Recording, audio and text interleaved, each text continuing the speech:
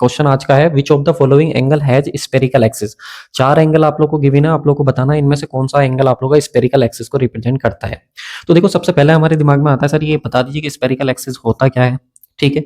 उसके बाद ही तो हम लोग बता पाएंगे इसका आंसर क्या है। तो स्पेरिकल एक्सिस की बात करते हैं। देखो हम सबको पता है जब हम लोग अपना अर्थ की सरफेस को या अर्थ की स्ट्रक्चर को देखें तो हम लोग उसको कैलकुलेशन पॉइंट ऑफ व्यू से अपना स्पेरिकल मान के चलते हैं। तो अगर ये अर्थ का सेंटर है, कोई भी सर्किल जो अर्थ के सेंटर से पास करेगा, ठीक है, इस सर्किल को हम लोग अपने स्पेरिकल सर्किल बोलते हैं। आप सबको पता होगी ये चीज। इसको हम लोग क्या बोलते हैं, अपना स्पेरिकल सर्किल। अगर मैं ऐसे 3 स्पेरिकल सर्किल लूं, देखो मैंने ये अर्थ की सरफेस कंसीडर करी और मैंने यहाँ पे 3 सर्किल लिए इस तरीके के। जब मैं 3 सर्किल लेता हूं तो 3 सर्किल जो है आपस में मिलकर के एक ट्रायंगल बनाते हैं। ये जो अर्थ की सरफेस पे ट्रायंगल बना है, इस ट्रायंगल को मैं बोलता हूँ स्पेरिकल ट्रायंगल। क्या बोलता हूँ इसको? Spherical triangle. और ये जो एंगल है इनके, इस ट्रायंगल के जो एंगल है इसको बोलते हैं हम लोग स्पेरिकल एंगल। जो ये ए बी और सी है इनको हम लोग स्पेरिकल एंगल बोलते हैं। आप कहोगे सर ये तो कुछ देखा देखा सा लग रहा है। मैंने कहा हाँ भाई बिल्कुल सही है। आप लोगों ने इस तरीके का एक प्लेन ट्रायंगल देखा होगा, ठीक है। तो ये प्लेन ट्रायंगल की जो साइड्स रहती हैं ये हमारे पास बिल्कुल स्ट्रेट रहती हैं। हाँ या ना बोलो? बिल्कुल स्ट्रेट रहती हैं, ठीक है सर। अब ये जो स्ट्रेट है हमको ये भी पता है कि सर इसके तीनों एंगल का अगर हम लोग सम करें तो हमें पता है सर तीनों एंगल का सम जो आता है हमारे पास वो 180 डिग्री आता है। लेकिन स्पेरिकल ट्रायंगल के केस में ऐसा नहीं होता। स्पेरिकल ट्रायंगल के केस में होता क्या है कि अगर ये हमारे पास 3 एंगल हैं तो सर ये तीनों एंगल का जो हमारे पास सम होता है ना वो 180 से ज्यादा होता है, राइट। और ध्यान रखिएगा 180 से जितना ज्यादा होगा, 180 से जितना ज्यादा होगा उसी को हम लोग स्पेरिकल एक्सिस बोलेंगे। कैसे? अगर मैं बोलूं कि इनके तीनों जो हमारे पास तीनों जो एंगल है हमारे पास spherical angle A B C, spherical triangle के अंदर इनका जो सम है वो 200 है। सही है भाई। तो 200 है, इसका मतलब सर 180 से कितना ज्यादा है ये? तो 180 से सर 20 ज्यादा है। इसका मतलब स्पेरिकल एक्सिस हमारे पास कितना हो जाएगा? 20 डिग्री हो जाएगा। आई होप आपको समझ आया होगा कि स्पेरिकल एक्सिस क्या होता है। 180 डिग्री से कितना एंगल हमारा ज्यादा है वो स्पेरिकल एक्सिस हम लोग बोलते हैं। अब ऑप्शन में आ जाते हैं सर। ऑप्शन तो सर बहुत सिंपल दिए हुए हैं। ये हमारा 180 से कम है तो ये तो होगा ही नहीं। ये 180 है ये भी नहीं होगा। ये 180 से कम है ये भी नहीं होगा। तो एक ही ऑप्शन हमारे पास बचता है सर जो 180 से ज्यादा है हमारे पास, जो कि है 225। तो इसका स्पेरिकल एक्सिस जो होगा हमारे पास वो कितना होगा? 45 डिग्री का होगा, ठीक है। तो उसने पूछा था बस ये बता दो कि इनमें से कौन सा एंगल हमारा स्पेरिकल एक्सिस को रिप्रेजेंट कर रहा है। तो ऑप्शन नंबर सी जो है वो हमारे पास सही आंसर हो जाता है, राइट। चलो देखो आप लोगों की कुछ क्वेरीज हैं कि उनके बारे में बात करूंगा वीडियो में। पीडीएफ वगैरह को लेकर के थोड़ा सा पेशेंस रखो, ठीक है। तो कुछ और चीजें हैं ये ध्यान रखना भाई। देखो ये जो मैंने आप लोगों को एक स्पेरिकल ट्रायंगल बना करके दिखाया है अर्थ की सरफेस पे, ये जो हमारे पास एंगल है इनको बोलते हैं स्पेरिकल एंगल, जो कि ए बी सी मैंने आप लोग को बता दिया। लेकिन अगर आप देखो तो ये जो हमने आर्क कंसिडर करी है, एक मिनट, ये जो मैंने आर्क कंसिडर करी है ये सेंटर पे एक एंगल बना रही होगी θ1। इसी तरीके से ये वाली आर्क एक एंगल बना रही θ3। ऐसे ये वाली आर्क एक एंगल बना रही θ2। तो याद रखना θ1 θ2 θ3 जो है हमारे पास इनको हम लोग बोलते हैं, ये जो आर्क जब एंगल बनाती है ना तो इसको हम बोलते हैं साइड। क्या बोलते हैं इसको? साइड। स्पेरिकल ट्रायंगल के केस में, ठीक। तो यहाँ पे कुछ चीजें मैंने आप लोगों को लिख करके दी हुई हैं। Sum of the 3 angle of spherical triangle, जो ये स्पेरिकल ट्रायंगल है इसके 3 एंगल्स का जो सम होता है हमारे पास वो हमारे पास 180 से लेकर के 540 के बीच होना चाहिए। ये चीज ध्यान रखिएगा पहला। या कई बार इसको आपको ऐसे भी लिख के देगा, ठीक है। ये भी ध्यान रखिएगा कि जो a प्लस बी प्लस सी है ये आपका ग्रेटर देन होना चाहिए पाई से और लेस देन होना चाहिए आप लोग का 3 पाई से। 3 पाई से आप लोग का कम होना चाहिए। या फिर हम इसको ऐसे बोल सकते हैं 180 से ज्यादा होना चाहिए सर और 540 से कम होना चाहिए, ठीक है। जैसे आप लोगों से एग्जाम में पूछे वैसे आप लोग आंसर टिक कर दीजिएगा। अब इसके बाद देखो ईच साइड, अब मैंने आप लोगों को बता दिया θ1 θ2 θ3 को हम लोग साइड बोलने वाले हैं। तो ईच साइड जो कि θ1 है θ2 है θ3 है of a spherical triangle must be less than 180 या less than equal to 180 degree. अब ये जो वैल्यू है सर, चाहे θ1 है θ2 है या θ3 है, ये वैल्यू आप लोग की लेस देन इक्वल टू कितना हो सकता है? 180 डिग्री होना चाहिए। इससे कम होगा या इसके बराबर होगा, इससे ज्यादा नहीं होगा। बात करें sum of the 3 side must be between 0 से 360 डिग्री। अगर आप तीनों का सम करते हो θ1 प्लस θ2 प्लस θ3 तो ध्यान रखना इनका सम 360 नहीं होगा। 0 से लेकर के 360 के बीच कुछ भी हो सकता है। ध्यान रखिएगा इस चीज को आप लोग का, ठीक है। ये आप लोग का ट्रिक है कि कैसे हम लोग इसको याद रखते हैं। S4 साइड होता है, S4 आप लोग का 360 होता है। ऐसे करके हम लोग S4 60 S4 साइड और 3 और बना देते हैं उसके आगे तो 360 ऐसे करके याद कर लेते हैं। सबका जुगाड़ होता है कुछ ना कुछ, जैसे चाहो वैसे याद कर लो, ठीक। चलो ये तो मैंने सारी चीजें आप लोग को बता दी कि स्पेरिकल एक्सिस क्या होता है, कौन सी क्या है। चलिए देखो भाई चीजें तो ऐसे ही चलेंगी। कंटेंट के साथ कंप्रोमाइज नहीं होगा, ठीक है। ऐसे ही पढ़ेंगे, प्यार से पढ़ेंगे, जितना पढ़ेंगे सॉलिड पढ़ेंगे, ठीक।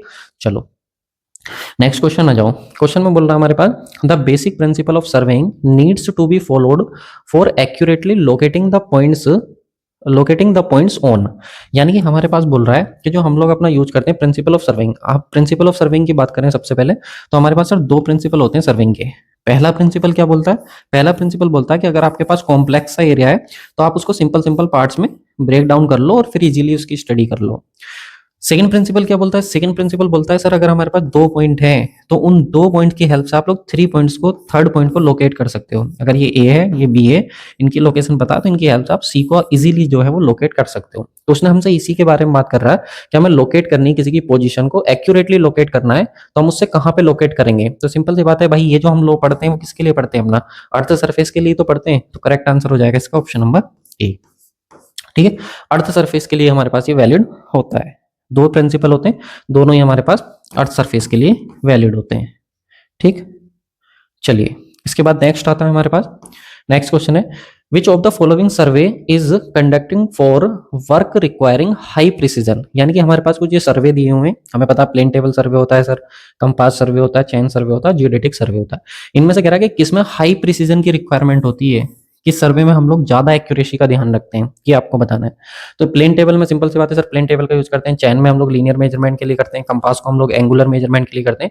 और जो जियोडेटिक सर्वे होता है हमारे पास, दो तरीके से हम लोग सर्वे को एक्चुअली क्लासीफाई करते हैं अपना। अगर आप लोग क्लासिफिकेशन ऑफ सर्वे को पढ़ोगे तो एक होता है हमारे पास सर प्लेन सर्वे या प्लेन सर्वेइंग बोल देते हैं, और दूसरा होता है सर हमारे पास जियोडेटिक सर्वे। प्लेन सर्वे की बात करें तो ध्यान रखना, ये आप लोग का परफॉर्म करा जाता है लोकल सर्वे के लिए। लोकल सर्वे का मतलब क्या?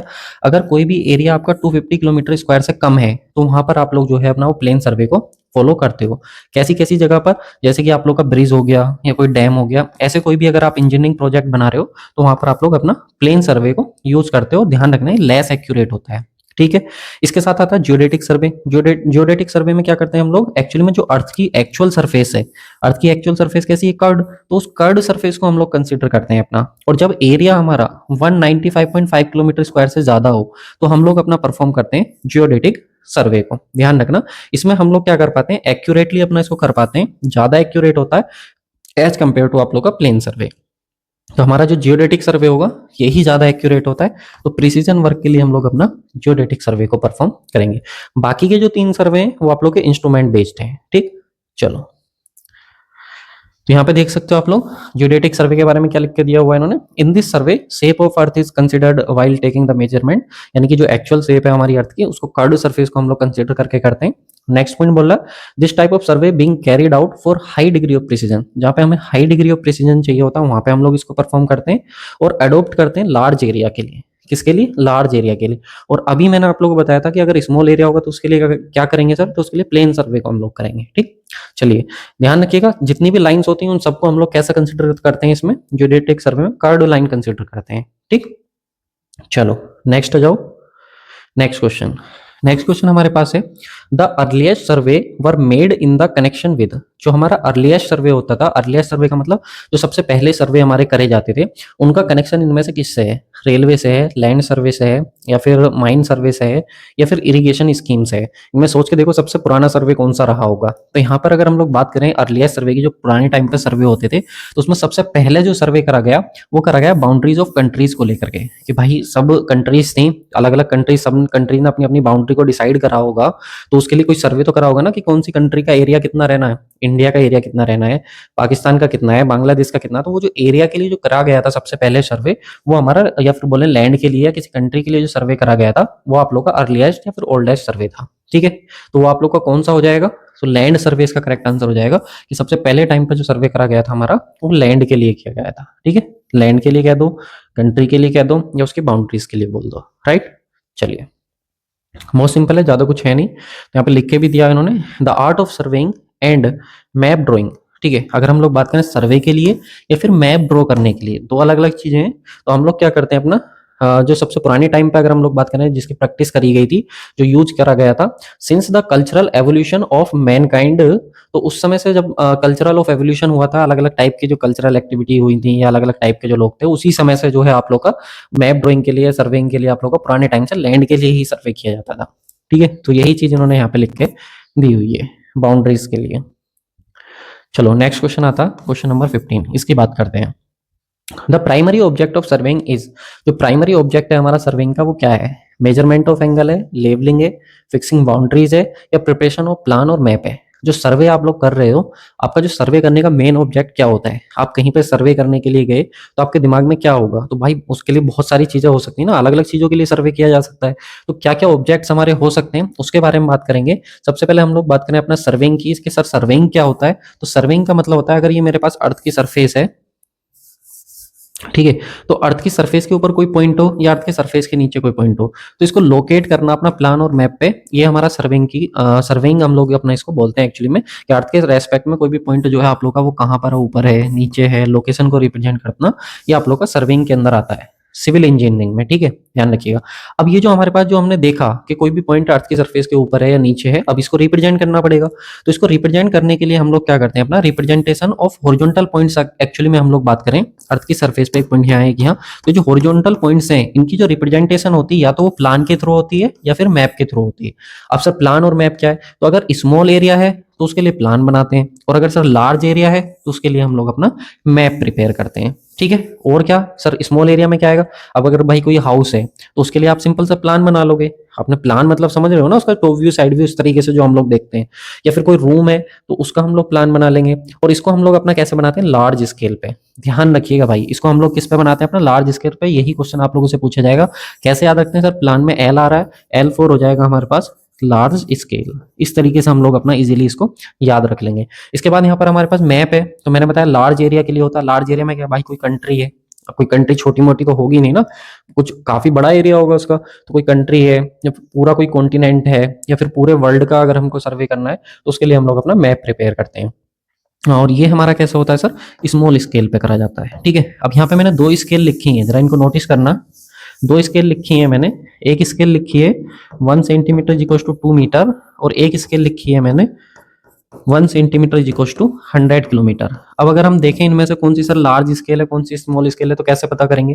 तो आपको लग रहा होगा सर ये हमारे पास जो है वो 100 किलोमीटर को 1 सेंटीमीटर रिप्रेजेंट कर रहा है, किलोमीटर बड़ा होता है तो ये लार्ज स्केल हो जाएगी और ये छोटी स्केल हो जाएगी। तो भाई ऐसा नहीं है। अब देखो स्केल का जब हम कंपेरिजन करते हैं तो उसके लिए हम लोग अपना रिप्रेजेंटेटिव फ्रैक्शन निकालते हैं।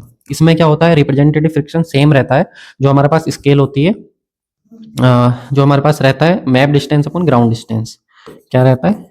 Map distance upon ground distance, ठीक है, ये फॉर्मूला हमारे पास होता है। तो अब इसको हम लोग अपना कन्वर्ट करते हैं रिप्रेजेंटेटिव फ्रैक्शन में। तो जब कन्वर्ट करेंगे तो यहाँ पे कितना आएगा? 1 सेंटीमीटर और नीचे आएगा 2 मीटर। अब ये मीटर है, ये सेंटीमीटर है, दोनों यूनिट अलग हैं, तो पहले सेम करेंगे इसको। 1 सेंटीमीटर, 1 मीटर में कितने होते हैं? 100 सेंटीमीटर होते हैं। तो हमारे पास ये कितना आ गया? 1/2000, इसका 200, इसका रिप्रेजेंटेटिव फ्रैक्शन। अब इसका कन्वर्ट करते हैं, इसका रिप्रेजेंटेटिव फ्रैक्शन निकालते हैं हम लोग। तो 1 सेंटीमीटर डिवाइडेड बाई 100 किलोमीटर, ठीक है। अब हमको पता है 1 सेंटीमीटर है ये, 1 किलोमीटर में कितने होते हैं? तो 1 किलोमीटर में हमारे पास 1000 मीटर होते हैं। तो सर अभी ये सेंटीमीटर में, ये मीटर में अभी भी सेम नहीं हुआ है, तो सेम करेंगे इसको। 1 सेंटीमीटर डिवाइडेड बाई ये कितना हो गया हमारे पास?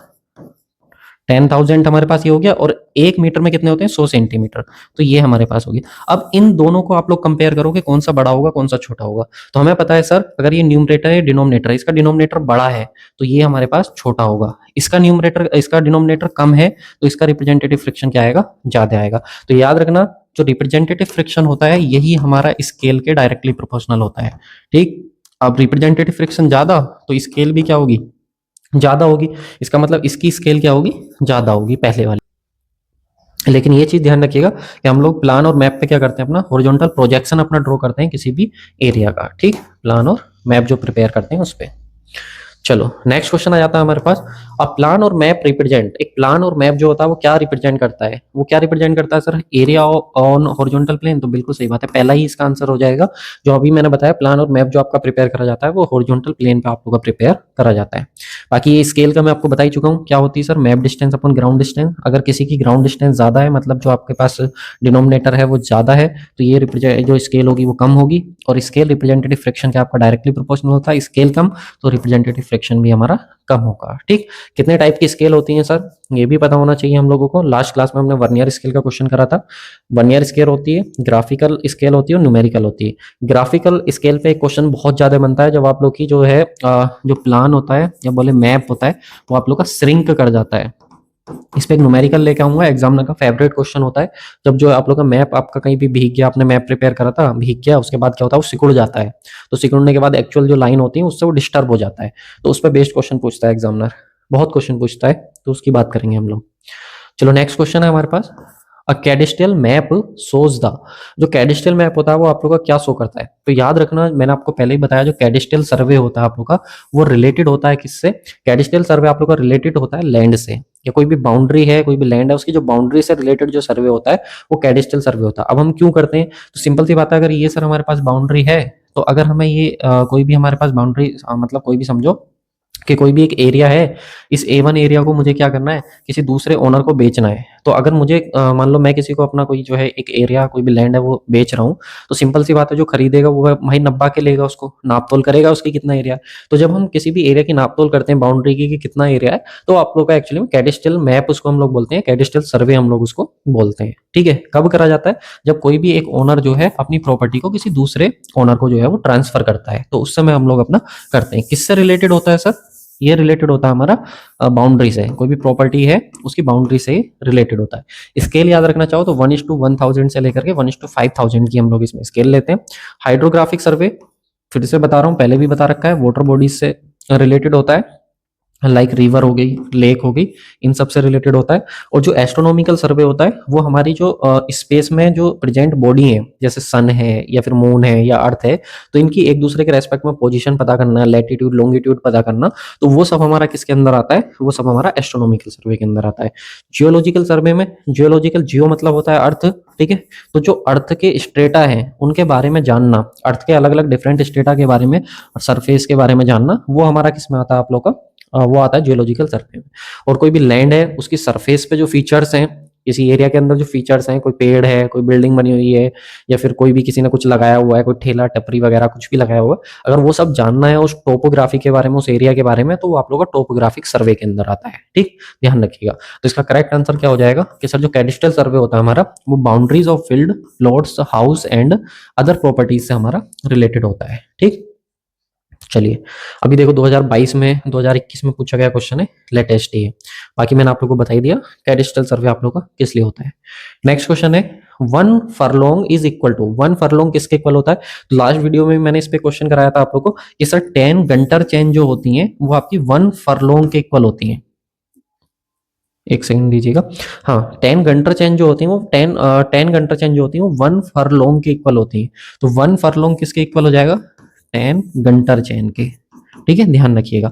और गंटर चेन, और एक पॉइंट ये भी ध्यान रखिएगा, ये तो 10 गंटर चेन थी, अगर गंटर चेन 80 हो जाए बढ़ करके 80 गंटर चेन, तो वो इक्वल होती है 1 माइल के। ठीक है, लेंथ की डिस्टेंस ही होती है माइल, तो याद रखेंगे 10 गंटर चेन जो है 1 माइल के इक्वल हो जाती है। और क्या ध्यान रखना है सर, गंटर चेन जो होती है इसका दूसरा नाम होता है हमारे पास सर्वेयर चेन, इसको हम लोग अपना सर्वेयर चेन भी बोलते हैं।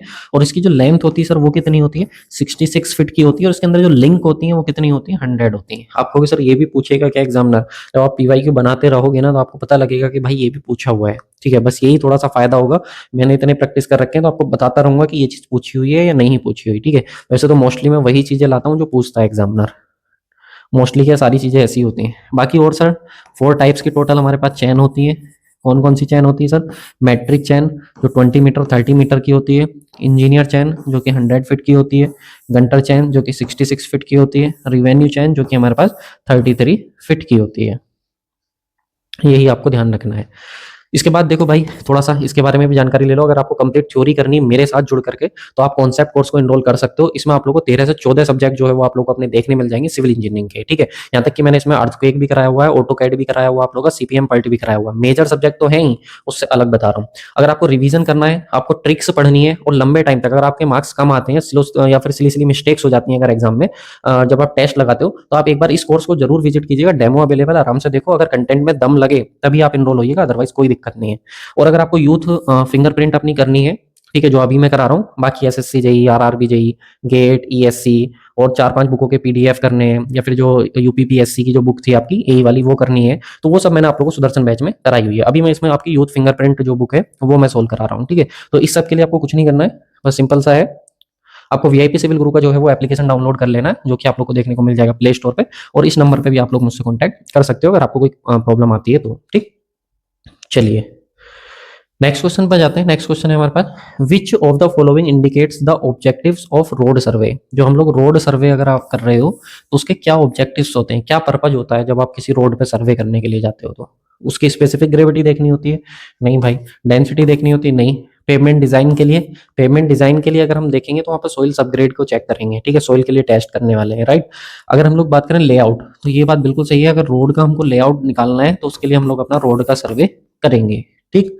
यहाँ पे हम लोग बात करें कि सर हमारे पास रोड सर्वे क्यों करा जाता है, तो to gather data to design and construct of safe route. अगर मान लो ए से बी तक हमको एक रोड डिजाइन करना है तो इसके लिए 3 रूट हैं, तो 3 रूट में से हमें कौन सा सेलेक्ट करना है, तो उसके लिए पहले हमें सर्वे करना ही पड़ेगा, तभी हम जा करके जो है वो सिलेक्ट करेंगे कि कौन सा रूट हमारा सही रहेगा। तो डिजाइनिंग के लिए कौन सा सेफ रूट रहेगा, कौन सा रूट हमें कंस्ट्रक्ट करना चाहिए, उसके लिए हमारा रोड सर्वे किया जाता है। क्यों क्यों करते हैं, तो एक तो सर स्पीड ब्रेकर पता करने के लिए कहाँ कहाँ लगानी चाहिए या कहाँ लगे हुए हैं, अगर ऑलरेडी रोड बना हुआ है तो कहाँ कहाँ लगे हुए हैं वो चेक कर सकते हैं। ऑब्जर्वेशन ऑफ पाथ होल्स, कितने होल्स हैं जहाँ पे आप रोड बनाने के लिए जा रहे हो, कैसी वहाँ का जो टेरेन है, टेक्सचर है, क्या है वहाँ पे, वो सब चेक कर सकते हो। रोड का लेआउट, ठीक है, कैसा रोड आपको रखना है, ठीक है। उसके साथ ही आप लोग की बिड्थ, कहाँ कहाँ पे कितनी बिड्थ रखनी है, किस लोकेशन पर रोड कितना चौड़ा रहने वाला है। ऐसा होता है ना, कई बार देखा होगा रोड कहीं पे चौड़ा कर देते हैं हम लोग, जहाँ पे हम लोग एक्स्ट्रा वाइडनिंग देते हैं अपनी, ठीक है। तो वो सारी चीजें हैं। बाकी आप लोग का जो ऑप्टिकल रूट सिलेक्शन, वही मैंने बताया कि कौन सा आप लोग का बेस्ट रूट रहने वाला है। साथ में जो लीगल एंड इन्वायरमेंटल जो आप लोग के इशूज रहते हैं, कई बार ऐसा होता है ना कि कहीं से रोड निकालना पड़ रहा है लेकिन वहाँ पे मान लो कि भाई पेड़ वगैरह बहुत ज्यादा काटने पड़ने, तो उन सारी चीजों का भी हमें ध्यान रखना होता है। तो बहुत सारे ऑब्जेक्टिव्स होते हैं हमारे जब हम सर्वे करने के लिए जाते हैं अपना, ठीक।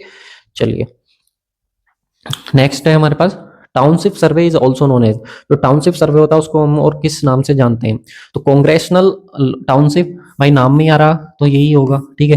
हार्बर वाला तो पोर्ट से रिलेटेड होता है, लैंड वाला आप लोग का कैडिस्ट्रियल हो गया, ठीक है। और लैंड पे जो फीचर्स हैं अगर उनको देखना है तो टोपोग्राफी हो गया, ठीक है। बाकी एयरपोर्ट सर्वे हो गया। तो टाउनशिप का मतलब क्या होता है, टाउनशिप का मतलब होता है कि मान लो कोई एक एरिया था, वहां पर आप लोगों को कोई भी टाउन, कोई भी सिटी को स्टैब्लिश करना था, तो टाउन या सिटी को स्टैब्लिश करने के लिए जो आप सर्वे करते हो वो आप लोग का टाउनशिप सर्वे के अंदर आता है। देखो कुछ चीजें ना, अब एक बात बताओ, आपने कितने थ्योरी लेक्चर पढ़े होंगे, कितने थ्योरी लेक्चर आप लोगों ने पढ़े होंगे, क्या किसी ने आपको टाउनशिप सर्वे के बारे में पढ़ाया? नहीं पढ़ाया होगा, ठीक है। तो ध्यान रखना भाई, जो कंप्लीट प्रिपरेशन होती है ना आप लोग की, वो थ्योरी से होती ही नहीं है कभी भी। थ्योरी सिर्फ और सिर्फ आपकी 70% रोल प्ले करती है आप लोग की कंप्लीट प्रिपरेशन के अंदर। उसके बाद 20% होता है आप लोग का जो पीवाईक्यू होता है, जो प्रीवियस ईयर के क्वेश्चंस लगा रहे हो, यहाँ से बहुत सारी चीजें सीखते हो। ये 70% आप लोग कवर करते हो अपना थ्योरी से, और उसके बाद आप लोग का 10% चीजें कवर होती हैं आप लोग की टेस्ट सीरीज से, ठीक है। इसलिए बोलते हैं कि टेस्ट सीरीज जो है वो बहुत इंपॉर्टेंट होती है। 10% चीजें कवर करती है, आपको मेंटली प्रिपेयर करती है टेस्ट सीरीज उस एग्जाम के लिए, ठीक है। और साथ में आप लोग को टाइम मैनेजमेंट में बहुत हेल्प करती है, ठीक है। तो ये बहुत सारे फीचर्स होते हैं। एक कंप्लीट प्रिपरेशन जो होती है ना वो कुछ इसी तरीके से हो पाती है, 70, 20 और 10 करके, तभी आप लोग देखोगे कि 100% प्रिपरेशन आप लोग की हो जाएगी। तो पीवाईक्यू हर एक चीज का रोल है, थ्योरी का भी रोल है, पीवाईक्यू का भी है, और टेस्ट सीरीज का भी। ऐसा नहीं कह सकते कि किसी एक को छोड़ के आप लोग कर लोगे। देखो यहाँ पर टेस्ट सीरीज की बात करोगे तो देखो मेंटली तो प्रिपेयर कर ही रही है, टाइम मैनेजमेंट भी सिखा रही है, तो बहुत सारी चीजें होती हैं, ठीक। चलो नेक्स्ट, तो इसलिए पीवाईक्यू से बहुत सारी चीजें कवर हो जाती हैं। नेक्स्ट है हमारे पास, when the length of line to be measured is more than chain length dash is used. हम किसका यूज करते हैं? देखो बहुत प्यारा क्वेश्चन है और एग्जामिनर का भी फेवरेट क्वेश्चन है। अगर मान लो मुझे ए से लेकर के बी तक की डिस्टेंस को मेजर करना है और ये मुझे 100 मीटर है। अब आप कहोगे सर ये 100 मीटर है, आपको तो पता है ना, फिर मेजर ही क्यों करना है? तो सुनो भाई, ये जो है ना हम मान के चलते हैं ऐसा कि कोई भी रैंडम डिस्टेंस हो सकती है 100 मीटर, कुछ भी हमने मान ली। अब हमारे पास सर चैन की बात करें, ये सपोज चैन है यहाँ से यहाँ तक, तो जब चैन आप देखोगे तो अगर हमने मैट्रिक चैन ली तो वो 20 मीटर की होगी, रिवेन्यू चैन ली तो 33 फीट की होगी, गंटर चैन ली तो 66 फीट की होगी, और अगर इंजीनियर चैन ले ली तो वो 100 फीट की होगी, ठीक है। यही तो हो सकती, या कोई भी चैन इतनी होगी जो 100 मीटर की हो और एक बार में इस डिस्टेंस को कवर कर दे, ऐसा कभी नहीं होगा, ठीक है। तो हम लोग करते क्या है, जब हम यहाँ से ए से बी तक की डिस्टेंस को मेजर करेंगे तो यहाँ पर एक हमारे पास जो है फॉलोवर होगा और यहाँ पर एक लीडर होगा, क्योंकि ये सर्वे की डायरेक्शन है। सर्वे की डायरेक्शन में जो होता है वो लीडर होता है, और जो यहाँ पर होता है वो हमारे पास फॉलोवर होता है, ठीक है। जो इस लीडर को फॉलो करेगा। तो ये चैन को पकड़ेंगे, यहाँ पर हमारा जो है वो फॉलोवर पकड़ेगा और यहाँ पर हमारा लीडर पकड़ेगा, ठीक है। और चैन को पकड़ने के बाद एक चैन की जितनी लंबाई होगी यहाँ पर ये एक एरो लगा देंगे। फिर इसके बाद आगे फिर ऐसे ही करेंगे, ठीक है। फिर यहाँ तक चैन आएगी, यहाँ पे फिर से एक एरो लगा देंगे, ठीक है। तो होता क्या है कि जब हमारे पास जो लेंथ हमको मेजर करनी है वो ज्यादा होती है और जो चैन है वो हमारे पास शॉर्ट होती है, छोटी होती है, तो इस केस में जो इंटरमीडिएट पॉइंट होते हैं उन पर हम लोग अपना क्या लगाते हैं, हम लोग वहां पर एरो यूज करते हैं। तो करेक्ट आंसर क्या हो जाएगा इसका, ऑप्शन नंबर बी जो है वो करेक्ट आंसर हो जाएगा, ठीक है। अब इसके बाद ध्यान रखना, जब ये यहाँ से यहाँ तक करते हुए जाएंगे, सपोज सर्वे करते गए, अब फॉलोअर इनको एरो को कलेक्ट करता जाएगा पीछे से, जो लीडर है वो लगाता जाएगा और फॉलोअर कलेक्ट करता जाएगा। तो जो फॉलोअर के पास सपोज आपके पास जो है वो कितने एरो कलेक्ट हो गए, वो 5 एरो कलेक्ट हो गए। तो 5 एरो कलेक्ट हुए और एक चैन हमारे पास कितने की थी, 20 की। तो इसका मतलब हमारे पास कितनी डिस्टेंस होगी, 100 मीटर डिस्टेंस हमारे पास कंप्लीट हो गई, ठीक। ध्यान रखिएगा, कुछ इस तरीके से हम लोग करते हैं। बाकी चैन सर्वे है, कहाँ पे फॉलो करते हैं, स्मॉल एरिया होना चाहिए, सिंपल डिटेल जब हमको चाहिए होती हैं, ठीक है। इसमें 2 चीजें होती हैं, 0 मीटर एंड पे जो होता है हमारे पास वो कौन होता है, चैन का जो 0 मीटर एंड होता है, ठीक है। यहाँ पर जो होगा वो फॉलोवर होगा और जितनी चैन की लेंथ है, सपोज 20 मीटर की चैन है तो वहाँ पे क्या होगा, हमारे पास लीडर होगा। बाकी मैंने आप लोगों को बता ही दिया, लीडर आप लोग का जो है वो लगाता जाता है एरो को और जो फॉलोवर होता है उसको कलेक्ट करता रहता है, ठीक है। और जितनी नंबर ऑफ एरो कलेक्ट होती है फॉलोवर के पास, उतनी हमारे पास नंबर ऑफ चैन हो जाती है और एक चैन की लेंथ से मल्टीप्लाई कर देते हैं तो हमारे पास जो है निकल करके आ जाता है टोटल लेंथ, ठीक है भाई। देखो ये कुछ हमारे पास और भी चीजें यूज करी जाती हैं, जैसे ये एरो है, ये हमारे पास रेंजिंग रोड है, ये हमारे पास ऑफसेट रोड है। तो ये तो मैंने आपको बता ही दिया कि एरो का काम क्या होता है, जितनी भी कलेक्ट होंगी फॉलोअर के पास उतनी हमारी नंबर ऑफ चैन हो जाएंगी और एक चैन जितने की होगी उससे मल्टीप्लाई करके टोटल लेंथ निकल के आ जाएगी, ठीक है। ये कहाँ पे यूज करते हैं, चैन के एंड पे यूज करते हैं। बाकी हमारा रेंजिंग रोड जो होता है ये हमारा अलाइनमेंट के लिए, अगर मान लो हम यहाँ से यहाँ तक मेजरमेंट लेते जा रहे हैं तो ये मेजरमेंट हमारा सीधा चल रहा है या नहीं, इसके लिए बीच में हम लोग अपना रेंजिंग रोड लगाते रहते हैं। रेंजिंग रोड कितनी रहती है, 2 से 3 मीटर लंबी रहती है, ध्यान रखिएगा। एक होती है ऑफसेट रोड, ऑफसेट रोड में 2 चीजें पूछी गई हैं भाई जेई एग्जाम में, यूपी ट्रिपल एससी जेई वालों के लिए। एक हुक पूछा हुआ है और एक नैरो स्लॉट पूछा हुआ है कि नैरो स्लॉट जो होता है ऑफसेट रोड के अंदर वो क्यों होता है। तो याद रखना ये यूज टू अलाइनमेंट, जो ऑफसेट का अलाइनमेंट है उसको चेक करने के लिए, और जो रेंजिंग रोड है वो हमारा लाइन का अलाइनमेंट चेक करने के लिए, और ये ऑफसेट का अलाइनमेंट चेक करने के लिए हमारे पास नैरो स्लॉट बना होता है या हुक बना हुआ होता है, ठीक है। इसका यूज करते हैं हम लोग। कहाँ पे यूज करते हैं, जब हमें शॉर्ट परपेंडिकुलर डिस्टेंस देखनी हो। अगर ये हमारे पास सर्वे लाइन थी, इससे यहाँ पे परपेंडिकुलर डिस्टेंस देखनी है ए पॉइंट की, तो इसके लिए हम लोग अपना ऑफसेट का यूज करते हैं। चलो नेक्स्ट आ जाता है, नेक्स्ट क्वेश्चन है which survey technique is used to measure the depth of water bodies. Depth of water bodies नापने के लिए आप भाई किस सर्वे का यूज करोगे। तो सबसे पहले तो उस डिवाइस का नाम सुनो जिससे हम लोग वाटर बॉडीज की डेप्थ को नापते हैं, वो होती है फेदोमीटर, ठीक है। ये क्वेश्चन याद रखना।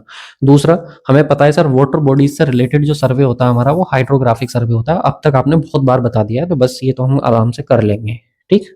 चलो तो मैंने बता दिया आपको। नेक्स्ट क्वेश्चन को अभी इसको छोड़ो, ठीक है, इसके बारे में बात करेंगे। हाइड्रोग्राफिक सर्वे किससे रिलेटेड होता है, हाइड्रोग्राफिक वाटर बॉडीज से होता है, ध्यान रखेंगे। ऑप्शन नंबर सी, ये भी सेम ही है।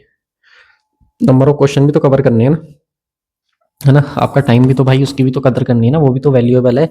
नेक्स्ट क्वेश्चन है the primary inspection of the area to be surveyed is called.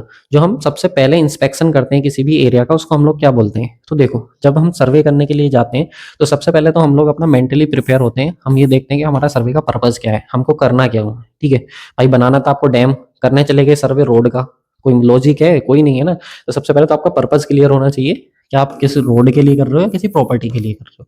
उसके बाद आप करते हो रेकोनियंस। रेकोनियंस का मतलब क्या होता है, walk to the entire site. आप साइट पर जाओगे जहां पे आपको सर्वे करना और वहां पर टहलोगे टहलोगे और इधर उधर देखोगे कि क्या क्या है कैसे है, मतलब बस ओरल टाइप से जो होता है उस टाइप से, ठीक है। फिर उसके बाद आप जाओगे प्रिलिमिनरी सर्वे। प्रिलिमिनरी सर्वे में जो एरिया आपने देखा था उसको छोटे छोटे हिस्सों में डिवाइड कर लोगे और फिर आप वहां छोटे छोटे हिस्सों की जब डिटेल में जाओगे तो वो आप लोग का हो जाएगा डिटेल सर्वे, ठीक है। तो इसलिए RPD इसको बोलते हैं, RPD। सबसे पहले रेकोनियंस, फिर प्रिलिमिनरी और फिर डिटेल्ड सर्वे हमारे पास होता है।